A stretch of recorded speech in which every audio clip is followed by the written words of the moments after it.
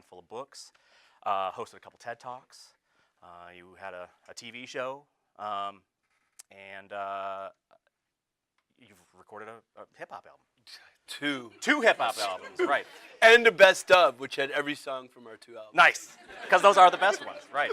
And in addition to all that, you did recently win, this year, in fact, the Outstanding Wine, Beer, and Spirits Professional Award from James Beard Foundation, which is pretty cool. We were kind proud of the of that. Oscars of food. We were proud. Right. We were proud. Thank you. Thank you. Yeah. On behalf of all our co-workers, we thank you. 2 of which are here, Jazz and Megan. Yeah, you didn't bring all 200 or whatever up on the stage. Right? Couldn't right, do that. They're yeah. inside. They're inside. Yeah.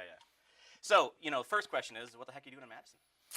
Well, I'm mostly here to say thank you to our distributors and retailers. We're here with a lot of our partners in crime in the beer world from Frank, and tonight we're going to say thanks to a bunch of our best distributors. As you know, shit's getting real in the beer world, and getting growth in this environment when it's just super competitive is not easy, especially for a craft brewery of scale, and frankly, especially for an independent craft brewery of scale that doesn't have, access to market, access to distribution, as a lot of the brands that are aligned with, bigger groups has. So at a moment like this, for Dogfish to be up 21% nationally, we have a lot of thank yous to give to our retailers and our distributors who every day decide they are independent entrepreneurs too, and they have a totem pole of brands, and you can either be going up or down that totem pole of brands based on how you're executing in the marketplace and the excitement you're bringing. So I'm here to say thanks for helping us go up. Nice. Now, beer fans in Wisconsin may remember that for a little while, you guys weren't in Wisconsin. As you were sort of balancing growth and demand. We got some mean social media from people. Yeah, I believe it. So it was what? It was a couple of years you were gone, 2011 to like 2013-ish, something like that. Yep. And then you came back. You brought it back to all 4 states that you pulled out of. We did. So what's that like, balancing that sort of, like you were talking about, being a big growth brewer, but also kind of maintaining a little bit of that sort of little guy status? Yeah, I mean, we had a hard decision when we had a moment. We did a show on Discovery, and we were really lucky that we kind of outpunched our weight for a bunch of years. And I think my wife, Mariah, who's sort of the digital voice of our brand, and I'm more the analog voice of our brand. But for a bunch of years, we were able to, based on having some pretty unique recipes, garner a lot of attention compared to the size of our brewery. We started as the smallest brewery in the country. And then there was kind of a tipping point where we did a TV show, and we didn't realize that the surge of velocity that would come from that would mean we'd go out of stock in so many markets. And I would be walking down my road in Lewis, Delaware, coastal Delaware, and the owner of the local liquor store would come out crying, saying, because people were walking out of her store not buying anything because they were pissed that she didn't have Dogfish. And so Mariah and I talked, and we're like, look, we got to choose a few markets to pull out of so that we can get the states that kept us in business in the late 90s enough beer, our home markets. And we were faced with, we could have contract brewed. My good buddy Jim Cook at Sam Adams had excess capacity at the moment. He's like, Sam, retailers around the country are really, mad.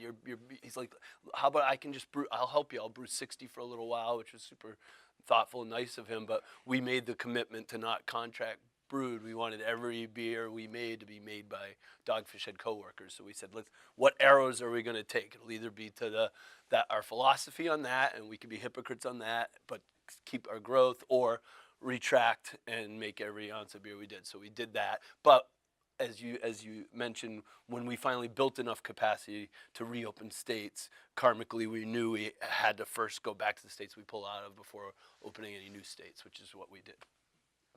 Nice. So let's go back to 1995. Right. I was doing a little bit of looking around and seeing who else started out in 1995. This will be fun. Yeah, so Elysian, one of the brewers Dick Cantwell. in 1995. Yeah, unfortunately no longer an independent brewer. Dick Cantwell's back into being a That's true. Indie He got out of there pretty much right away, didn't he? Yeah. Blue Moon also started in 1995. Never independent. No. Weyerbacher. Yeah, that's an East Coast PA brewery. Yeah, which is here in Wisconsin. Yeah. Right around like 30-something thousand barrels a year. They are? Yeah, Nice. if my research is correct. Stuff. Yeah. AleSmith. Yep, great Cali brewery. Yeah, right around that same number, like 25,000. Yeah. And then you guys. Yep. 225,000, if my numbers are right, in 2016, 2015, in that range? That's what we curl. We bench about 280. I think we're going to do about 285,000 barrels this year. How much of that is the IPAs, the numerical? That's a great IPAs? question. So we also, Mariah and I said, let's try it. When I wrote the business plan, there's a sentence in there that said we want to be the first brewery in America committed to brewing the majority of our beers outside the Rheinheitsgebot using culinary ingredients. And that was true when we opened as the smallest brewery in the world out of 600-ish in 95. And it's true today when we're a top 20 brewery. The majority of our beers are brewed outside the Rheinheitsgebot, from Sequence to Flesh and Blood, etc. But you're right. When we came up with that concept of continually hopping IPAs, it was in an era when IPAs were not the hot style in America. It was ambers and seasonals were the fastest two growing categories in the late 90s. And so, yeah, our IPAs found a pretty unique niche because that continual hopping process for 60 or 90 minutes makes a beer, super hoppy without being crushingly bitter. But we decided to not allow 60 Minute to get over 49% of our sales, even if it meant we would lose some placements by making that decision. So 60 Minutes now, probably 45% of our sales. 90 Minutes under 20. Sequence Ale is the fastest growing beer in the history of our company.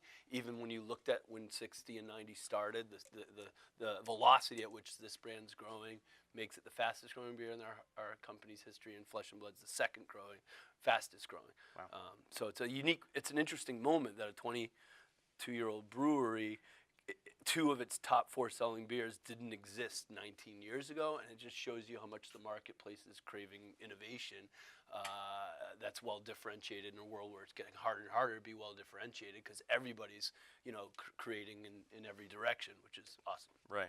Yeah, you look at something like in state here, Leinekugel, who's making so much of its money now on the summer shandy. Yeah, where it's swamped everything else, and they're raking in hand over fist from those shandy lineups, and kind of balancing the making money off of it and the sort of critical jibes that they get from people where they're like, hey, are you really making beer anymore, or are you just making this syrup? So it's nice to see that you had that awareness of of how much you could just roll on one beer, but not wanting to put the blinders on and stick with just one beer. Yeah, thanks. I mean, it's weird when we drive in. So we started with a converted keg system, 3 kegs with a propane burner underneath them was our original brewery for the first year. Now we have 1,200 barrel tanks, and so when you drive in, you see these things. Even for me, it's awesome, I guess, in the true sense. And it would feel really bad, like I'd probably keep driving if they were all filled with 60 Minute. I would have felt like we didn't stick to our mission when we wrote that business plan. But the fact that I can drive in and see 1,200 barrel tanks filled with beers made with sea salt and lime and blood orange and pumpkin meat is like, all right, who cares about scale? We're still doing exactly what we set out to do, so this feels right. Right. So there was another connection between Dogfish and Madison that I found flipping through some of your books. You did a fancy ass malt liquor. Oh, that was a great store. Yeah. Is that artist still what around? store? What store was that? Okay, so for the background to this, they did liquor de malt. That's French for malt liquor. Right. Right. But staying true to its roots, they served it in a plastic capped bottle 40 in a ounce. paper bag. 40 ounce. And the every art, paper bag was hand stamped. Right, yeah. And the art on the paper bag was designed by Star Beverage. Okay, right? There you go. Was it That's Star? what I was going to ask you. I didn't know. I couldn't figure it out. Star Liquor. Yeah. Really good guys. A bottle shop employee from an unnamed in the book anyway liquor store designed the art. Finally, for Star's that getting bag. their props. Yeah. So I was going to ask if you still had love for Star. Because I mean you got to remember this is when we first came into this market. It was probably 01 or so, and we were tiny. And you'd find these spots of back then getting placements for 750 ml bottles of an Imperial IPA, where it was impossible, and it was just a bunch of indie stores that took a risk on saying, I don't know, it's $10. I'll try it, and putting it on their shelves. And we just started getting these awesome bat signals from these indie forefront stores around the country that championed 90 Minute. So IPA is obviously an English style for centuries. Imperial IPA is a wholly American invention. Imperial Stout did exist centuries ago, but we were told, Greg Cook, who's from Stone Brewery, my friend, did the research because he thought Arrogant Bastard was the first bottled product in America that had Imperial IPA as a style on it, but it was actually 90 minute. We didn't know that. But we got these surges of sales that we could track, and Star was one of the places in the country that really helped put 90 minute on the map. So we started emailing with them and sent them shirts and hats, and then we decided I saw something, I think maybe in your paper, I saw something that one of their artists, one of their coworkers was also a comic artist, and I reached out to him and said, I want to put in every 40-ounce bottle instructions for how to use the bag, and you put it there, and then you sit on the stoop, Right. and you hit play on the boombox, and the guy Nice, made the nice. comic for us. Yeah. Have you made that recently? Has that gone? Yeah, into the- we did make a version of it for the Extreme Beer Fest nice. in Boston with the Alstrom brothers, and we'll do it again someday. Yeah. We never kill beers at Dogfish; they're all our children. But those of you with children, you know you have some children that you love more than others at certain moments. Right. And so It's all cyclical. it is. Le Corps de Malte's dormant right now, but it shall return. I'm sure. Nice, nice. So talking about the labels a little bit, now you kind of got an artistic flair. A lot of cool illustrations on the labels. But for a long time, it was text. It was just a lot of text and just a logo, and that was the only real art on the bottle. Yeah. I know you were an English major back in the day. So I'm not too shocked that it was wordy. Yeah. But was that sort of to get people over the hump of knowing craft beer when you started bottling things? Like, was that sort of an educational thing for the consumers? Yeah, probably because our when we started doing, like, we did our first chicory and coffee infused stout. Chicory Stout in '95, or Immortale was one of our core beers made with maple syrup from my family's farm, and vanilla beans and juniper berries in '97, '98. And so the internet, I'm sure, existed then, but it wasn't a place where you went to spend money to help to promote beer to consumers. So in essence, the only real estate that you had to market was the real estate of the product itself. And we just felt if we could, use our voice with like humility, but whimsy, to tell the passionate story about the steps that we took with the ingredients, but not try to be, in your face about it. We never say this is the best beer in the world. There's no such thing as the best thing in the world. We're going to tell you about what's special about our beer, and we try to just use our real estate to do that, even after the era when people were marketing beers online. So it was a big tradition. But those crazy millennials and their attention spans, you can't see it, but 40% of the audience is out here. They've turned their back on me. They're doing other things. No, but so at any rate, to make it easier, when we finally redid our packaging, we wanted to stay really storyful, but we tried to create a place on all our packaging where there was a visual that what makes our beer well differentiated is easier to find for beer lovers, distributors, retailers to be comfortable helping us tell our story that used to, using your word, be too verbose. Not too. You didn't say two. Yeah, no, I didn't say two. I said two. Yeah, right. No, I got no complaints. Hey, coming up drinking beer when I started drinking beer, I mean, it was helpful to have that description, of like this is what they're shooting for. Yeah. On the package. But you go forward to now, and like I've noticed in the last couple of years, some of your seasonal beers, like Pumpkin you mentioned before, the packaging art on the outside, the Sixer, has remained pretty static, but then the actual label has shifted like year by year. Like you've had a different, a wholly different art style on the bottle. What are you showcasing artists? Like what's the thought behind that? And I know you guys are big champions of indie music, and we're the official beer of Record Store Day, which we could never own a holiday the way Guinness owns St. Patrick's Day or Corona owns Cinco de Mayo, but we're like, okay, there's this little holiday that we would love to try to own, in the sense that we would bring it to consumers, because it makes so much sense for the battle that we're up against as an indie craft brewery is so similar, and our 6,000 other indie craft brewery brethren, to what indie record stores face against the Amazons and Googles and Spotifys of the world. So if we can kind of use our marketing capabilities to get that story to retail. So yes, so every year we identify like a rock and roll artist that does gig posters and has built a following and has worked with a lot of bands that we love.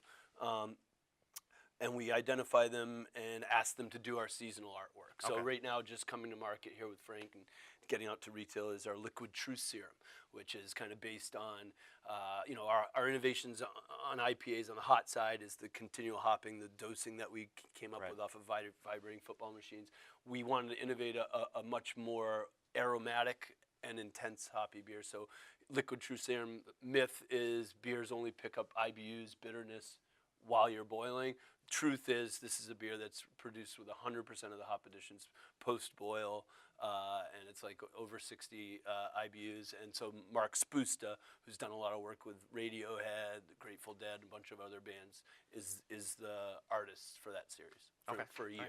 For a year. Yeah. So like it's gone from the old school text logo. I'm thinking again of Pumpkin. You had those weird little rabid animals for a while. Those were kind of cool. Yeah. The big buggy eye guys. I know there was like a pin-up sort of looking one of the year. artists. We also ask each artist from the previous year, what are 3 or 4 awesome rock and roll artists that you love, and we try to use that as a baton so that the previous year gets to really give us 4 that we choose from that they love too. So it kind of keeps that going. Sure. When you do reviews of, if you're on camera right now, so you walk into a restaurant and people know you are and they know you're gonna review them. It's a small enough town that they don't have my picture up in the kitchen. They don't. No. But it's a big enough town that I didn't grow up with everybody and they know me as soon as I walk in the door. It's a nice little middle. So middle you're in a ground sweet there. spot. Yeah. There. Yeah. So. I'm curious about that. Yeah, it's a question I get. You use off-centered a lot. It's kind of the subtitle for the brewery, I guess. What did it mean to you when you started Dogfish Head, and if it means something different now, what does it mean to you now? Yeah, I don't know that it means anything different. We had this so the front of my business plan was this this Emerson quote that at the middle of it basically says, "Whoso would be a man must be a nonconformist. He who would gather moral palms, blah, blah, blah." And at the middle it said, "It must be on an exploration of goodness."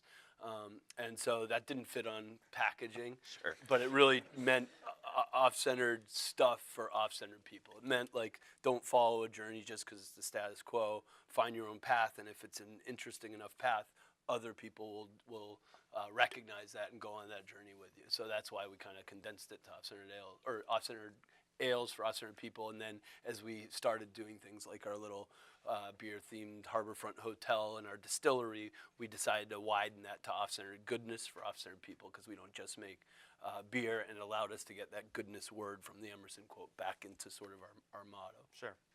But at the same time, you don't necessarily feel like you have to, and again, this sort of ties into the labels, you don't necessarily have to explain your beers nearly as much, right? Because I feel like the beer drinking public is a lot more educated, self-educated on the world of beer, and so you can probably throw more stuff at them without having to necessarily handhold, and show them what they got to know about this beer, what they need to pick up on the flavors, right? Yeah, because you got stuff like Beer Advocate and Untapped, and local networks and local columns that are talking about new trends and stuff that didn't exist even 10 years ago to the degree that it does now. So that always helps.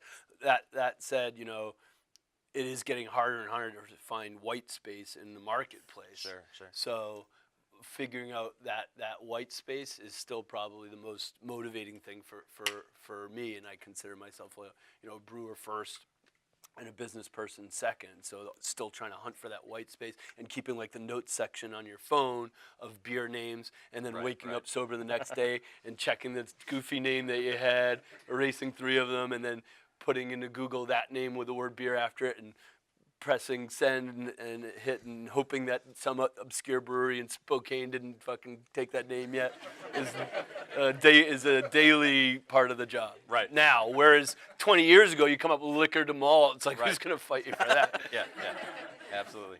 Who out there do you feel sort of also exemplifies a similar mindset to you? Like, what other breweries do you feel like, they get it the way I get it? I love that there's so many that get it. I love the ones that get it in the way that I don't get it, and they're doing like their own. Like I can, just kind of concentric circles from here. I'd say I got mass respect for Dan and Deb, what they're doing at New Glarius, and not just on, they probably are over 50% for their core beer, Yeah. but then they're selling all these beautiful sours and doing really interesting, really inventive stuff at the same time that they're doing that in a way that, much like a Blue Moon, is a awesome bridge beer. And very rarely does someone go out on the flavor bridge of beer and say, oh, this sucks, I'm going back to light lager. Once they start stepping onto that flavor bridge, they're usually coming on they're going even further. But other than that, concentric circles from here, I'd say, you mentioned them, we're good buddies with Nick Floyd from Three Floyds and Joe Short from Short's Brewery. I got great respect for Bell's. So, there's some right in this neck of the woods I got great respect for. Who's in your fridge at home right now? How did you know I murdered that person? We can edit that out. Statute of limitations. What, not who?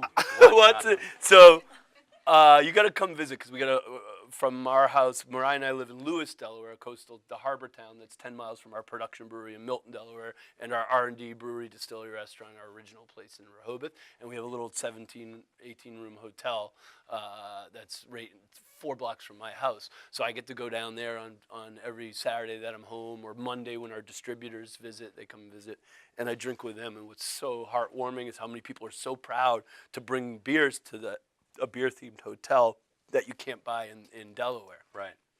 So I get to do really fun trades. So usually in my home fridge, it's all these great beers from little obscure breweries that don't sell in Delaware. Recently in my fridge, I've had beers from the Vale in North Carolina, I think Asheville area. Yeah. Richmond. No, yeah, Virginia. Richmond. Yeah. And then my buddy Sean Lawson from Lawson's Liquid in Vermont sent me a package because I helped them. Nice. He and his wife are starting to work together, and they wanted some, just advice from Mariah and I, like bulletproof glass between your cubicle and stuff like that.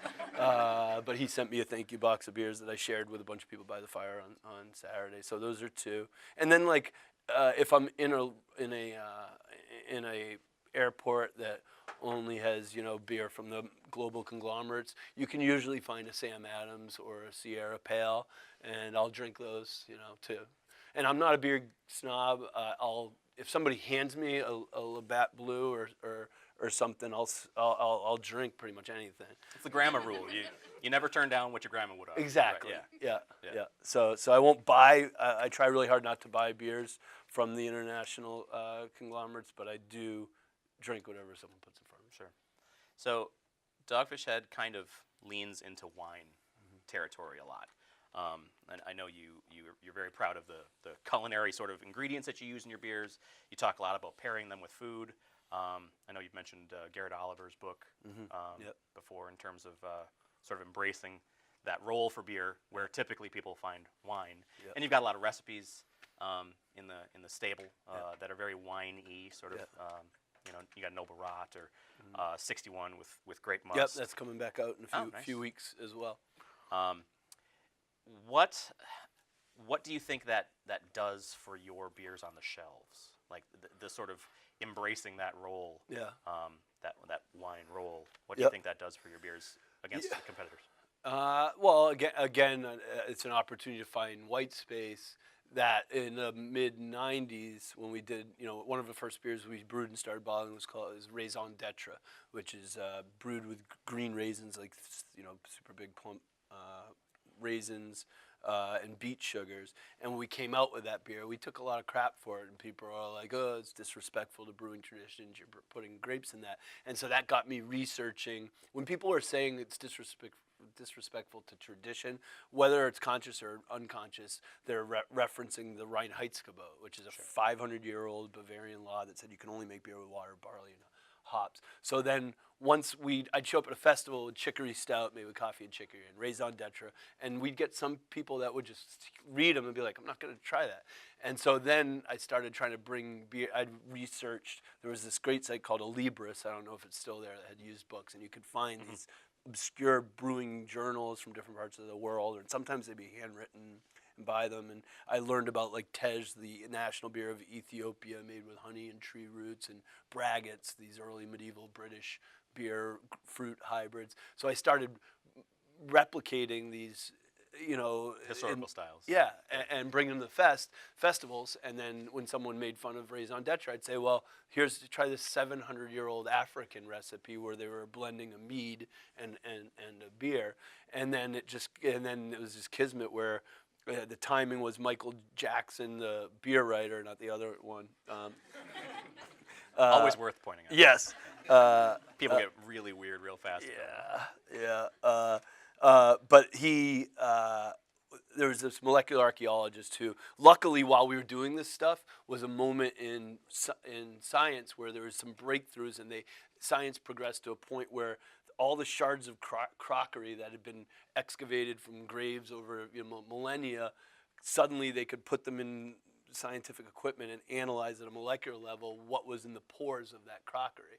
And so they could start figuring out these recipes from thousands of years ago from all these different cultures. And we just happened to, the world's foremost expert happened to be based at the University of Pennsylvania, where I was doing a beer festival, where Michael Jackson said, hey, you made this discovery, Dr. Pat McGovern. There's a bunch of freaky dudes in Delaware making African Tejas and British Braggots and Raison beers. And so it started our relationship of not just doing historic beers, but doing beers, based on the actual molecular residue, right, like Midas Touch and Theobroma and some of the others that we've done. Man, that was a long answer. Sorry.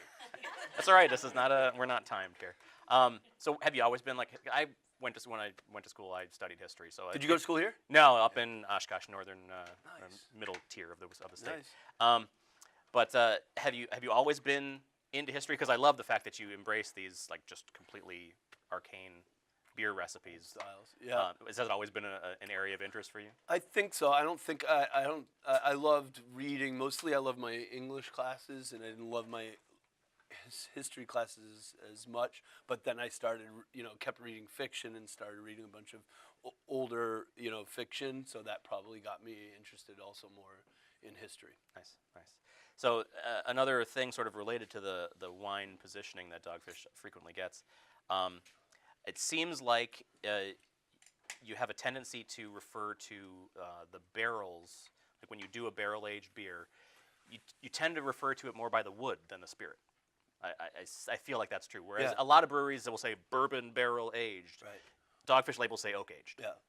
Is like what's the thinking behind that? I didn't really notice that until you said that, but we do. It feels more winey to me than beery. I didn't really. I don't think it was conscious, but you're right. I think it's probably because we early on did beers in a lot of woods other than oak, where almost everything that's commercially produced and known for wood, from a Chardonnay to a bourbon, it's going to be either French or right. You got the Palo Santa and then we've done crazy ass Brazilian wood. Yeah. We've done So the first thing we did wood from Paraguay, and we work with Grain Surfboards, a wooden surfboard company in Maine, and take their scraps from the Maine cedar, and we do a beer called Grain to Glass.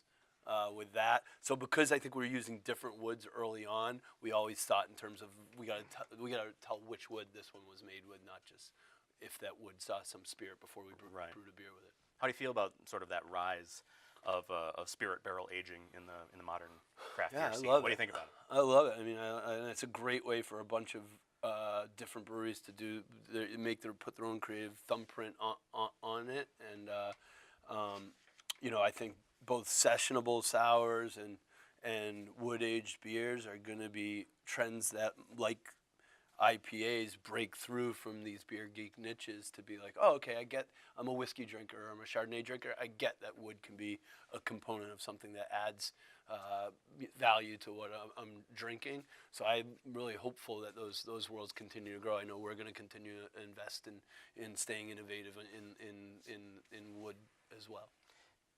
This is one that I didn't do my research on, but it just dawns on me now. Do you guys pour at FOBAB, the Festival of Barrel-Aged Beers in Chicago? It's coming up in a week or two, I think now. Do you guys pour there? I'm guessing we don't, because I didn't see it in any of my emails. Megan, do you think we do it that one? I know this year in particular, it got a little dicey because they upped their rates for the brewers to attend, as well as for people to go and drink. Right. This is a town rich with riots. Let's riot. Right. Capitol Square is right over there, man. Yes. Yeah, so they upped their fees for everybody to participate. I said riot. Don't riot. If the fees are going to a good place for craft brewers or to the state's indie brewer guild, support the cause. So I don't know really what the politics are there. I don't think we're pouring it. I did get to pour it at Taste of the Midwest 10 years ago when we did that beer, and loved that festival. I came home and told my wife I hope my daughter goes to school here. We'll see what happens, but I'd love for my daughter to go to school somewhere, this school especially, and but I got a couple of years, and it's really not up to me. Right, right. So speaking of Chicago, let's talk a little bit about the James Beard win. So the two things that get mentioned anytime you talk about the James Beard Awards are it's the Oscars of food, like I said before, and anytime someone has been nominated even like twice and not won, they get the Susan Lucci thing. So you get to be the Susan Lucci up here on stage because I've never been nominated for any of these things. So there's time. Right, yeah, there's right, time. I know, right? So you had two semifinalist appearances on the list, which is sort of like the long list of potentials. No, because then you had 6. Oh, it's embarrassing. No, this is the better one. You had 6 of the finalists. Where you were. Okay, where you were one of the the 5 faces on the screen. Who will it be? Before you finally won. Yeah. So, but you were only the 3rd brewer to win. Yeah, myself. You mentioned Garrett Oliver, great brewmaster from Brooklyn Brewery, and Fritz Maytag, right? Yeah. From Anchor, which is recognized rightfully as a he won way back in like 2003, and then Garrett won I think in 2010 or something like that. So talk a little bit about that. Showing how naive I was. The first time I was nominated as a finalist, I didn't know what the James Beard Awards were. Sure. And we went up to that. It was back when it was held in New York, not in Chicago. Right. And I was coming out of the hotel with my wife. We were all dressed up, and it was a rare thing for us. And there were other people super dressed up in the hotel, like 6 people all dressed up. And I noticed someone had the same pin on that I did, which is the pin that lets you walk the fake red carpet. It's not red, but it's a cool thing. And I was like, oh my God, you're a finalist too, congratulations. And I was like, have you ever been to one of these before? And all the entourage looked at me like, oh, you don't know who you're in the elevator with? It's like a Mugato moment from Zoolander or something. And I'm like, no. And they're like, and he's like, I've been a finalist 4 times. No, I've been a finalist 3 times. And I'd had a few drinks in my hotel room, and I'm like, oh my God, and you still come back to these things? And God was looking down and like, all right, and I think I was a finalist like 8 times, and it was like this Sisyphean thing where I'd go back to New York and Chicago, take my lumps, and then come back the next year. And last year we Dogfish Head got to win that, and it meant a lot to me, and it meant a lot to our company because we did get made fun of for a lot of years for bringing culinary stuff into beer, and then to have the culinary world, but it meant a lot. Nice. Yeah. Do you feel like I said, the wine positioning of Dogfish Head, do you feel like that helps you get in on the radar for people whose primary job is talking about food? I think it did, and I think in that era and the beer lovers out there know that there was an era recently when 22-ounce bottles and 750 ml wine bottles had a lot of energy around them in the beer world, but for whatever reason, as sessionability gains more momentum, that style has dropped in volume. And cans have progressed, and we're a perfect Exhibit A brewery for both of those trends. But I think that era allowed us to really shine through with a lot of James Beard winners, whether they were journalists or chefs, who remembered that as we grew, and that's how people can vote for James Beard Awards. They have to have one award, I believe, and so I think they recognize. Yeah, it's like Hall of Fame voting. You get the ballot. Yeah, once you win, you get the ballot for everything. Yep. You remind me of the Wood Festival happened in Chicago. There used to be a great cask beer festival in Chicago. I don't know if they still do that, but that was actually the first award we ever won. Like in '96, we were in a race with a lot of other breweries to go bankrupt in that era, and we won the cask beer festival in Chicago. And I was in this great punk bar called Delilah's in Chicago, and there was a show of John Langford's artwork. He's from the Mekons and the Waco Brothers, and he'd done all these Johnny Cash and Merle Haggard art. And I remember we won the award. I got super drunk at Delilah's, and I knew how much money was left on my credit card, and I bought a Johnny Cash painting from John Langford off of the wall, and called my wife, said, good news and bad news. We won the best of show. and I bought a piece of art we can't afford. And then that story means a lot to me because if you have found our bottles of Burton Baton or Immortale or Raison Dextra, the artwork on that is Johnny Langford, a great Midwestern artist, both a musician and fine artist. Nice. So you got a bunch of people who have now been boozed up a little bit on your Liquid beers. Truth So, right. Serum. So if there are any questions from anybody hovering around the periphery here, we've got the mic there. Otherwise, I do have my cards here. I can go back to them.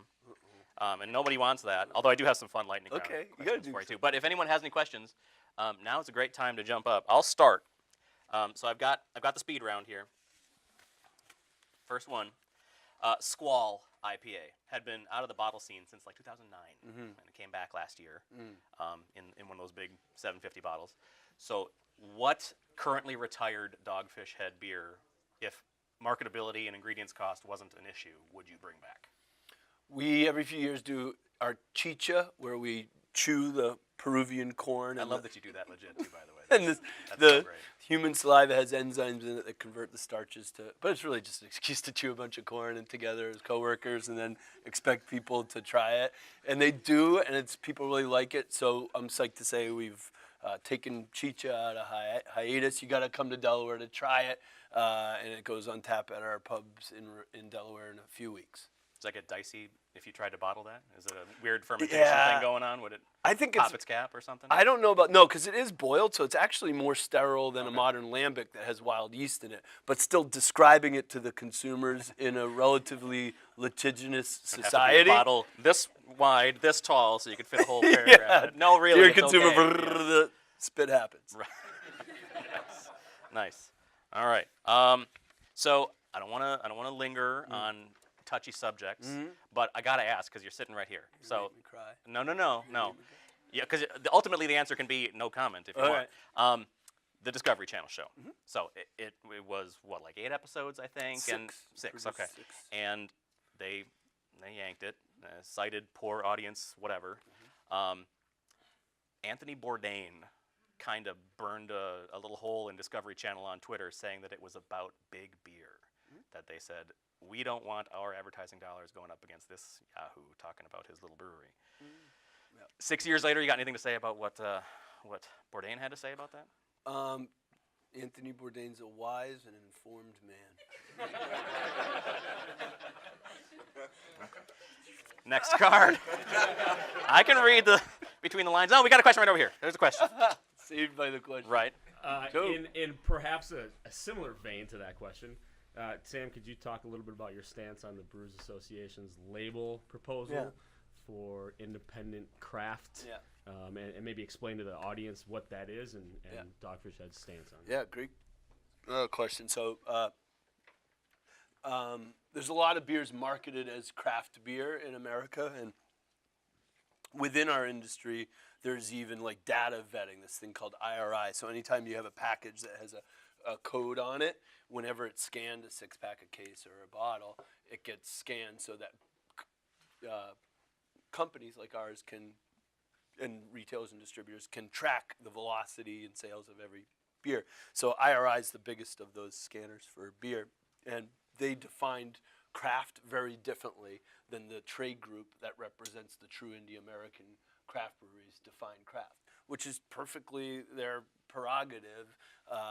However, it's becoming, as craft beer has become the only growth engine in the overall beer world, as light lager is in general losing massive amounts of market share annually to spirits and wine, craft is the only growth sector. So the world's biggest breweries want a piece of that growth, which is also understandable. The challenge, though, is that it's very hard now for the consumer to really understand where a beer that's marketed as craft really came from and who the company that really owns that brand. So based on member Request, our trade group that represents the vast majority of America's indie craft breweries, called the Brewers Association, has come out with a campaign in that, we've turned the beer industry upside down. So it's a upside down bottle for the indie craft beer seal. And I believe of the 6,000-ish breweries in America,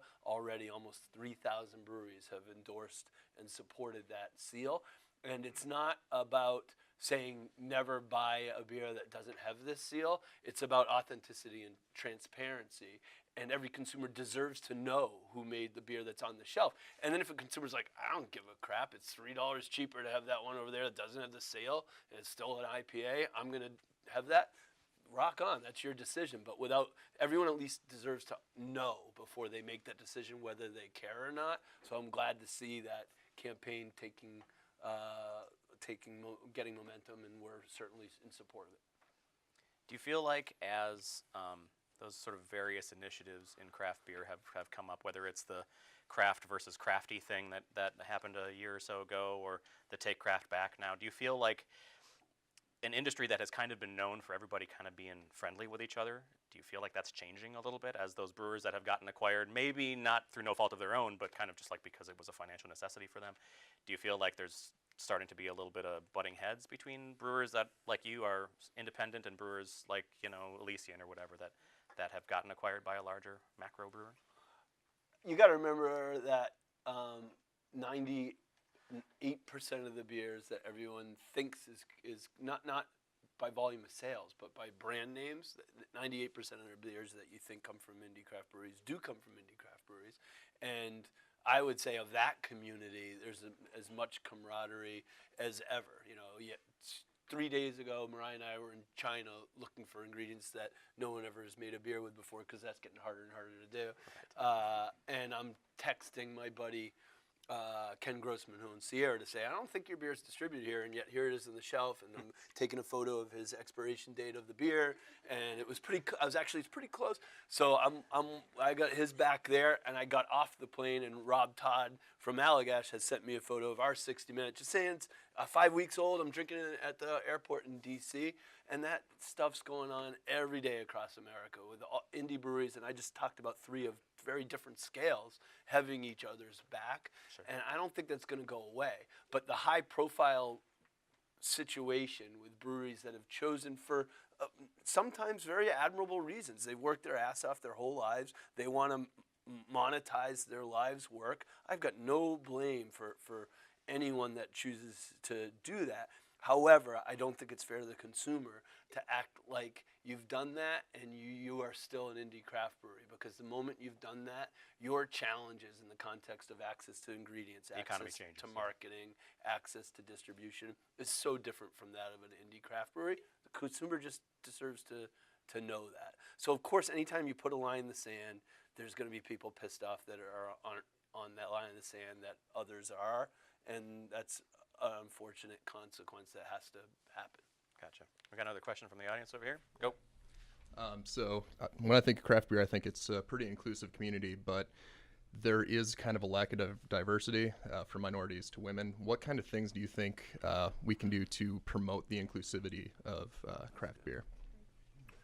Yeah, that's a great question. I think it's up to every brewery, regardless of its scale, just to go into their business entrepreneurial journey blind to any of that stuff, And it warms my heart that when I sit around our table of executives, in addition to Mariah, there's Hattie, a woman who's our CFO, and Cindy, who's the VP of HR, and one's an English expat, one's a Canadian expat, and it wasn't like we got to look at a quota. It was just like we got to just find the best person for every one of these jobs. And we got a beer coming out called Syracuse and Nera that one of our female brewers brewed a 5-barrel batch of, and we fell in love with it at a homebrew event, and it grew to be a national release. And I'm super psyched that happened. Or Megan's our only division manager, runs the whole Midwest of a number that is a woman, and we're super proud of her. So yeah, but the thing is, so if Uber gets a finger pointed at it. It's a massive company, and they got to that scale. I don't know the politics of it. I don't know the history of it. I'm sure there's tons of people that have great intentions. But if that culture gets in there early, and then a company explodes with growth, that's kind of a bad case scenario. Whereas if every company starts as a mom and pop company or a small company, and immediately they're just blind to let's find the best person for their job, I don't think they're going to get into those kinds of situations as often. And again, I work with my wife since day one, and it's been reflexive since day one. Go. Years ago, you were featured in a documentary called Beer Wars. Can you talk a little bit about that for the people who haven't seen it, and I guess your journey after that? Because that was a while back, and that kind of changed things, I feel like, for you. Yeah. I mean, so as I mentioned, we've been lucky to have gotten a probably disproportionate amount of media coverage to the size of our brewery at every step that we've grown.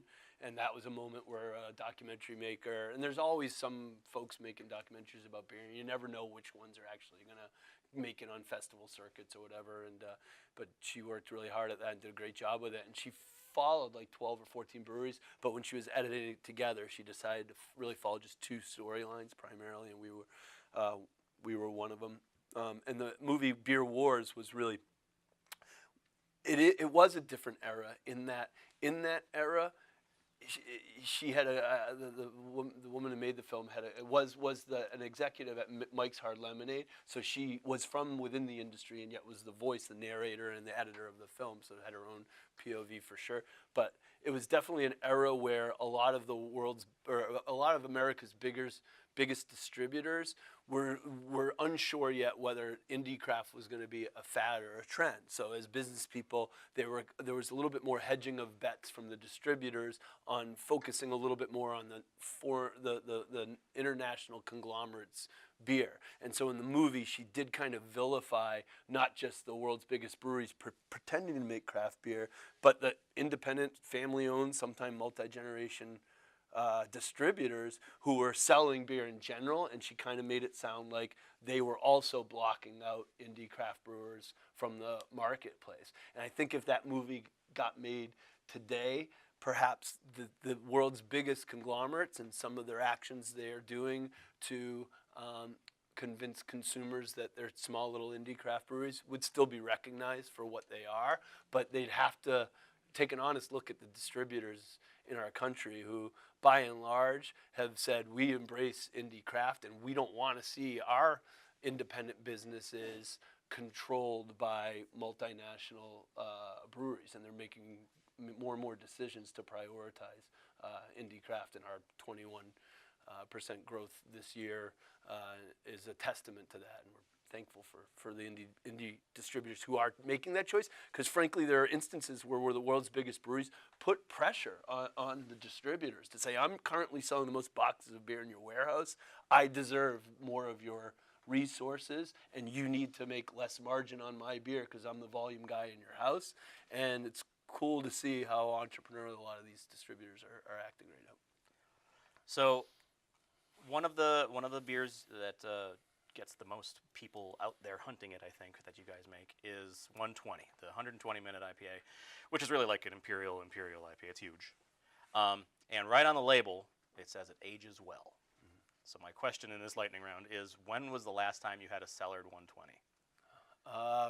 Very recently, because I was at a great event at the Great American Beer Fest at a place called Avanti, and they had like 4 different seasons or years of it. And so when you walk up to the pores of it, when a beer gets old, it gets oxidized, mm-hmm. It gains like sherry character, and that also brings color into it. Do you remember what years it was?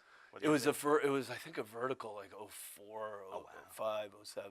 I was kind of hoping you'd say it hasn't been a while because I brought one. Yes, let's do this. This is where you're gonna make me cry, right?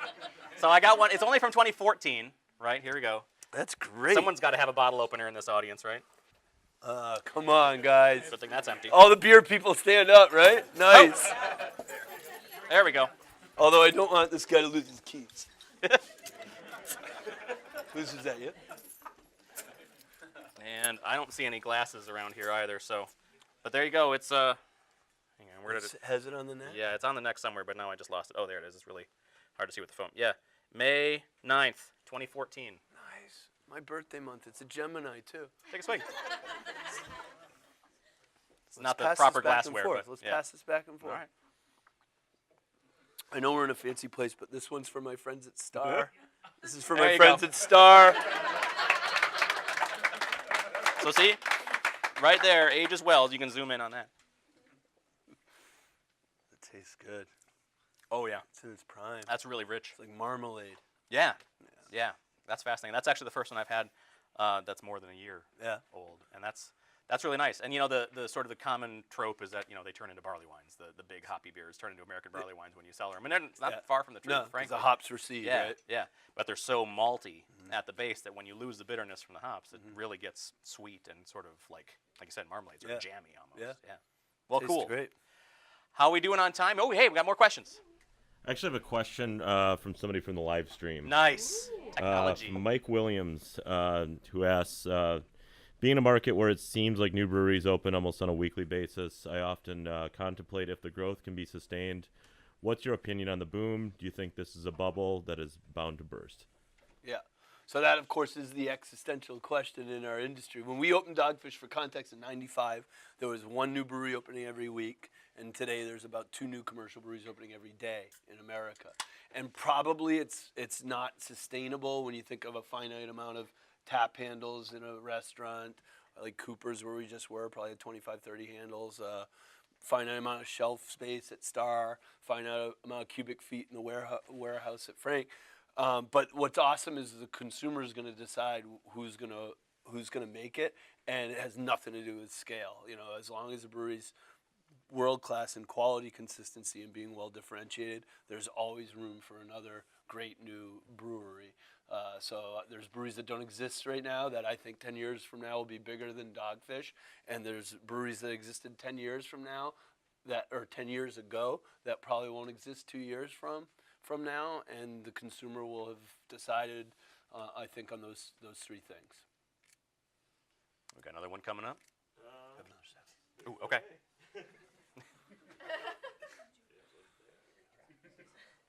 You can just watch me drink this really high alcohol beer on camera while we wait. Right? Yeah. It's actually really drinkable. It's kind Somebody of had asked, yeah. I lost the name, but a woman on the live stream asked about she's going to open a farmhouse brewery. Any suggestions for her? Making it, right? So I'm going to go back to my last thing I said, which was just be maniacally focused on quality, consistency, and being well differentiated. And well differentiated doesn't have to mean put something in beer that's never existed in commercial beer. It might just be you grew your own hops, and here's the variety that you grew and the history of it, and just having to find your own white space, and don't let the tail of money wag the dog of inspiration, I would say. Awesome. What else? Well, I think that may wrap up this conversation. It's a good place to end. Yeah, right? Yeah. Right? With a 120. Right, yeah, 120 and a little bit of heartwarming.